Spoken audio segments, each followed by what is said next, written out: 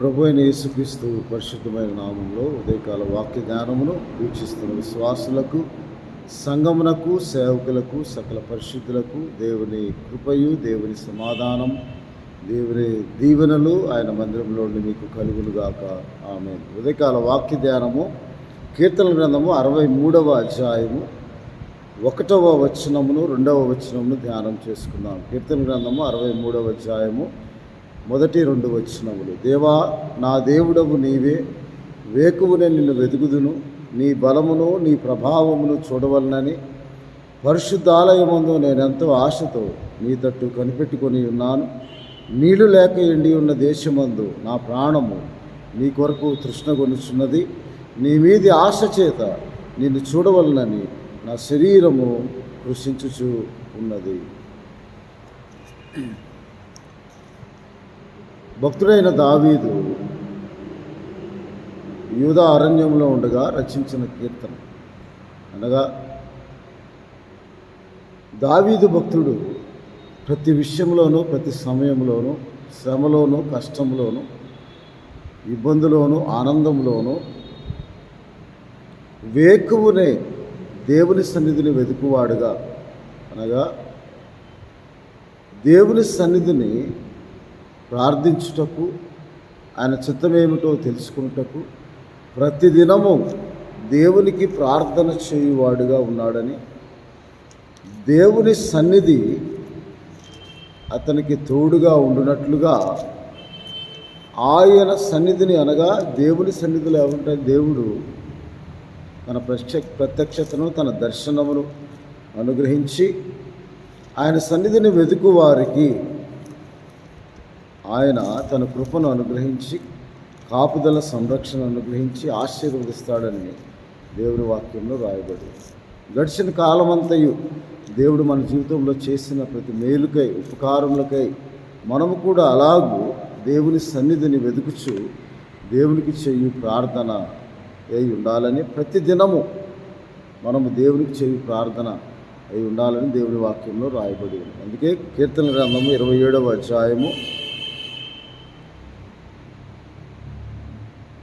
4వ 5వ వచనంలో, నా జీవిత కాలమంతయు నేను యెహోవా మందిరంలో నివసింపగోరుచు ఉన్నాను. అనగా కీర్తన గ్రంథం 23:6లో, చిరకాలము నేను యెహోవా మందిరంలో నివాసము చేసేదను అంటుంది. ఎందుకనగా ఆయన గుడారంలో నేను ఉత్సాహధ్వని చేయుచు బలులు అర్పించేదను, నేను పాడేదను, యెహోవాను గుర్చి స్తుతిగానం చేసేదనని కీర్తన 27వ అధ్యాయము 6వ వచనంలో రాయబడి. తర్వాత స్తుతించి కీర్తించి ఆయన మందిరం నివాసం, ఆయన గుడారంలో ఎందుకు నివాసం చేయగోర్చున్నాడు అంటే, మొట్టమొదటిగా ఆయన నామమును బట్టి ఆయనకు ఉత్సాహధ్వని చేయించు బలులు అర్పించటానికి, తన పాపంలో ఒప్పుకోవటానికి విరిగి నలిగిన హృదయమే దేవునికి ఇష్టమైన బలిగా అర్పిస్తూ ఉన్నారు. రెండవదిగా ఆయన గురించి స్తుతించి పాడుచు గానము చేసి ఆయన నామమును మహింపరచాలి.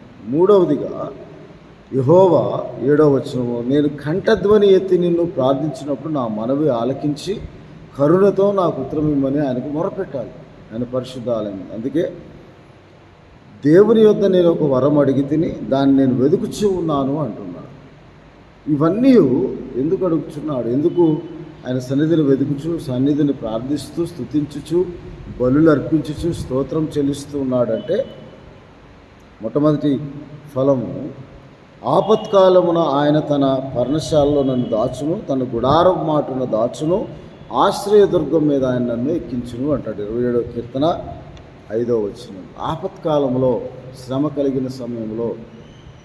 అలాగే దావీదు కూడా 63వ కీర్తనలో యూదా అరణ్యంలో దాక్కుని ఉన్నప్పుడు ఆపత్కాలంలో మొరపెడుతున్నాడు, కంఠధ్వని ఎత్తి ప్రార్థిస్తూ ఉన్నాడు. ఎందుకనగా 27వ కీర్తన 8వ వచనం, నా సన్నిధిని వెతుకుడని నీవు సెలవీయగా యెహోవా నీ సన్నిధిని నేను వెతకదనని నా హృదయము నీతో అనెను. ఎప్పుడైతే మనము ఆయన సన్నిధిని వెతుకుచు, ఆయనకు బలులు అర్పించుచు, విలిగి నలిగిన హృదయం ఆయన ఇష్టమైన బలిగా మనల్ని సజీవ యాగములను సమర్పించుకొని ప్రతిదినము వేకువనే లేచి వేకువనే ఆయన సన్నిధిని వెతుకుచున్నానని 63వ కీర్తనలో మొదటి వచనంలో, దేవా నా దేవుడవు నీవే, నన్ను కాపాడు దేవుడవు, కృపచూపు దేవుడవు, ఆదరించు దేవుడవు, స్వస్థపరచు దేవుడవు, ఆరోగ్యమిచ్చు దేవుడవు, పోషించు దేవుడవు, సంరక్షించు దేవుడవు అని ఆశ కలిగి, ఎలాగూ అంట, పరిశుద్ధ ఆలయమందు నేను ఎంతో ఆశతో నీ తట్టు కనిపెట్టుకొని ఉన్నాను. పరిశుద్ధ ఆలయము అనగా ఆయన సన్నిధిని, దేవునిని సన్నిధిని వెతుకుచూ ప్రార్థిస్తూ వేకువనే లేవగానే మనం కూడా అలా ప్రార్థించాలని. అందుకే 61వ కీర్తన 4వ వచనంలో, యుగ యుగములు నేను నీ గుడారంలో నివసించేదను, నీ రెక్కల చాటును దాకు. ఆపత్కాలమందు తన పర్ణశాలలో ఆయన నన్ను దాచుడంట. యుగ యుగములు నా జీవితకాలం అంతా ఈ కృపాక్షేమములే వచ్చినట్లు ఆయన సన్నిధిని వెతుకుతూ ఉన్నాను, ఆయన నామమును స్తుతిస్తూ ఉన్నాను. నేను పాడదను, స్తుతి గానం చేసేదను, ఉత్సాహధ్వని చేయుచు బలులు అర్పించేదను అని చెప్పి, ఎందుకనగా దేవుడు నా సన్నిధిని వెతకడం నీవు సెలవీయగా, యెహోవా నీ సన్నిధిని నేను వెతికేదని నా హృదయము నీతో అని. అలాగే మనము కూడా ప్రార్థన చేసి దేవుని సన్నిధిని వెతుకువారంలో ఈ ఆగస్టు మాసం మొదటి దినాన దేవుడు ఈ 2024 సంవత్సరం మొదటి రోజు నుంచి ఇప్పటి వరకు ఇన్ని నెలలు, జూలై మాసం వరకు మన కృపాక్షయంతో నింపి కాపాడి సంరక్షించి పోషించి ఆయన చేసిన ప్రతి మేలును ఉపకారణను మనం జ్ఞాపకం చేసుకుంటూ ఉదయకాల సమయంలో వేకువనే ప్రతి దినము ఆయనకు ప్రార్థించేవారుగా ఉన్నప్పుడు ఆయన మనకు సహాయం చేస్తారు. ఆయన ఆశ్రయించుట ప్రార్థించడం, ఆయన కృప కొరకు కనిపెట్టుకుంటూ ప్రార్థించడం, ఆయన నామమును మహిమపరచుటతో ప్రార్థించడం, ఆయన సన్నిధికి వెతుకుటకు ప్రార్థన చేయాలి అని దేవుని వాక్యం. పరిశుద్ధ ఆలయం ఆశతో ఎంతో కనిపెట్టుకొని నీ సన్నిధిని వెతుకుచున్నా, నీ మీది ఆశ చేత. ఎలాగంట, నీళ్లు లేక ఎండి ఉన్న దేశముందు నా ప్రాణము నీ కొరకు తృష్ణగొలుచు ఉన్నది అనగా 42వ కీర్తనలో ఇలాగ, దుప్పి నీటి వాగుల కొరకు ఆశపడినట్లు ప్రభువా నా ప్రాణము నీ కొరకు ఆశపడుచు ఉన్నది. నీ సన్నిధిని వెతకాలని, నీ దిక్కునకు చూచిన ఆత్మను ఎత్తుకోవాలని, వేకువనే వేరే ఇతర ఆలోచనలు లేకుండా కేవలము మనల్ని పోషించుచు సంరక్షించుచు కాపాడుతూ మనకు దేవుడై ఉన్న మన దేవుని సన్నిధిని వెతికి దేవుని జ్ఞాపకం చేసుకొని ఆయన నామమును స్మరించి మనలో ఉన్న ఆత్మ ఆశతో ఆయన ఆపేక్షించి ఆసక్తి కలిగిన వారముగా ఆయన సన్నిధిని వెతికినప్పుడు ఆయన కూడా తన ఆసక్తిని రేపుకొని మనకు సహాయం చేయ దేవుడు. ఆయన నమ్మకించినప్పుడు మనకు సహాయం కలుగుతుంది. దేవుని వాక్యంలో వేకువనే లేచి దుప్పి నీటి వాగుల కొరకు ఆశపడినట్లు, ఎండిన భూమి ఎడారిలో ఎలాగూ నీళ్ళు లేక ఎండి ఉన్న ఎడారి జీవితంలో ఉన్నవారు, అనగా ఏ సహాయం లేని ఎటు దిక్కుతోచని స్థితిలో ఉన్నవారు, అలాగే ప్రతిదినము దేవునికి మొరపెట్టుకున్నప్పుడు దేవుడు తప్పక మనకు ప్రార్థన ఆలకించి మనకు సహాయం చేయ దేవుడై ఉన్నాడు. ముందు కూడా రానున్న కాలంలో మనం ఈ శరీర సంబంధమైన ఆశలు బట్టి కాక ఆత్మ సంబంధమైన పరలోక విషయంలో ఆత్మ సంబంధమైన ప్రతి ఆశీర్వాదము దేవుడు మనకు అనుగ్రహించినట్లుగా ఆయన సన్నిధిని వెతుకున్నట్లుగా 63వ కీర్తన 4వ వచనంలో, నా మంచము మీద నేను జ్ఞాపకం చేసుకుని రాత్రి జామున నేను ధ్యానించినప్పుడు అంటాడు. మనం ప్రార్థన సిద్ధం చేసి కాచుకొని ఉండాలి. ఆయన సన్నిధిని వెతుకుట, ఆయన రెక్కల నీటి కింద దాగుకొనుట, ఆయనతో సహవాసము చేయుట. ఈ దిన ప్రారంభము, మాస ప్రారంభము, దేవునితో మనం మాట్లాడుతూ దేవుడికి మాట్లాడిన మాట మనం ధ్యానిస్తూ ప్రతిదినము మొరపెట్టుకోవాలని దేవుని వాక్యంలో రాయబడింది. కాబట్టి ఎందుకనగా ఆయన మనకు సహాయం చేయవాడు, మనల్ని ఆదరించేవాడు. నేటి వరకు మనం సజీవులుగా ఉన్నామంటే ఆయన హత్తుకొని ఉంటే వల్ల మనం సజీవులుగా, ఆయన వాక్యమును హత్తుకొని ఆయన వాక్యానుసారం నడుచుటయే దేవునితో నడుస్తూ మనం ఆయనతో మాట్లాడుతూ ప్రార్థిస్తూ ఆయన సన్నిధిని అనుగ్రహించి ఆనంద సంతోషం మనం పొందుకోవాలి.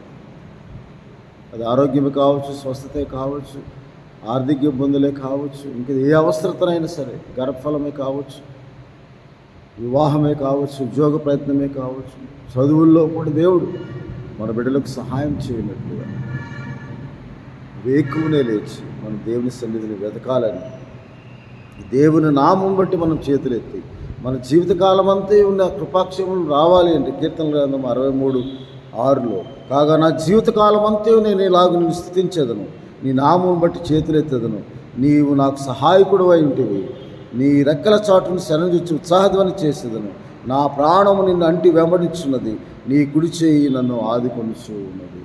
హత్తుకొని ఉండుట, వేకుని దేవుని సన్నిధిని వెతుకుట, దేవుని తట్టు చూచుటకు పరిశుద్ధాలయం ముందు నేను ఎంతో ఆశగల ప్రాణం తృప్తి ఎప్పుడు పరుస్తాడంటే మనం ఆశతో దుప్పి నీటి వాగుల కొరకు ఆశపడినట్లు, దేవా నీ కొరకు నా ప్రాణము తృష్ణగొన్నప్పుడు, జీవం గలగ దేవుని కొరకు తృష్ణగొన్నప్పుడు, ఆయన సన్నిధిని వెతికినప్పుడు, కీర్తన గ్రంథం 40:16 ఇలాగ దేవుని వాక్యంలో రాదు, నిన్ను వెతుకు వారందరూ నిన్ను గూర్చి ఉత్సహించి సంతోషించుదురు, నీ రక్షణను ప్రేమించేవారు యెహోవా మహిమపరచబడును గాక అని నిత్యము చెప్పుకొందురు అని దేవుని వాక్యంలో. ఆయన నామమును స్మరించుకొని, ఆయన వాక్యమును కీర్తించి, ఆయన నామమును ఘనపరిచి, ఆయన సన్నిధిని వెతుకుచు వేకువనే వేరే ఇతర ఆలోచనలు కాకుండా బలిపీఠము కట్టి మోకరిల్లి ఆయన నామం స్మరించుకొని, ఆయన వాక్యమును ధ్యానించుకుంటూ ప్రతి దినము మనం ప్రార్థన చేయాలని, మనకు కష్టం వచ్చినప్పుడు, శోధన వచ్చినప్పుడు మరి ఎక్కువగా ప్రార్థించే వారం కాకుండా ప్రతి దినము మన సిలువను మనం ఎత్తుకొని వెంబడిస్తూ మనం ప్రార్థన చేయాలని దేవుని వాక్యంలో రాయబడింది. కాబట్టి అటువంటి జీవితం దేవుడు మనకు అనుగ్రహించాడు తన ఆత్మ ద్వారా. నాయనా తండ్రి అబ్బా అని మొరపెట్టే ఆత్మ, గలతీయులకు రాసిన పత్రిక 4:6 తన క్రీస్తు అనబడిన తన కుమారుని ఆత్మను మన జీవితంలో, మన హృదయంలోనికి పంపి మనం ఎలాగో ప్రార్థించాలో మన పక్షంగా ఆయన మనకు ప్రార్థన చేయటానికి, ప్రభువా నాకు సహాయం ఇచ్చేయి అని వేకువని ఆయన సన్నిధిని వెతుకుచు మనం ప్రార్థనతో ఆయన్ని ఎదుర్కోవాలి. కీర్తన గ్రంథము 88:18 ఇలాగ దేవుని వాక్యంలో ప్రార్థనతో ఉదయమున 88:13 నా ఉదయమున నా ప్రార్థనని నిన్ను ఎదుర్కొను. అలాగే ప్రతిదినము దేవుని నామమును స్మరించుకొని ఆసక్తితో,